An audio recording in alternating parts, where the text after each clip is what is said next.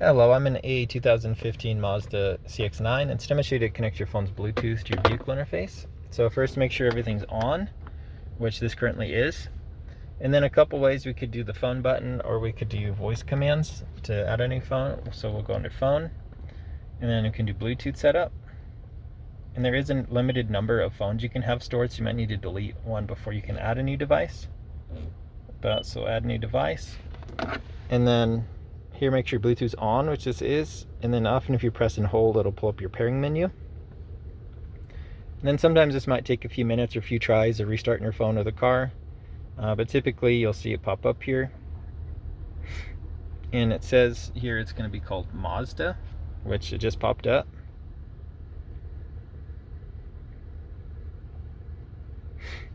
And then it's got these random numbers that do match the vehicle, so we'll hit pair. And then we'll also confirm here, yes, that they do match. And then you can sync up your phone book, messages, things like that, to make it easier for taking calls if you'd like. And if you make it like a favorite, something like that, you can, the car will try to auto connect to your phone when you start the car. But now that we're connected, we can take phone calls, messages, play music through your Bluetooth. For newer models, you might also be able to sync up maps and things like that as well.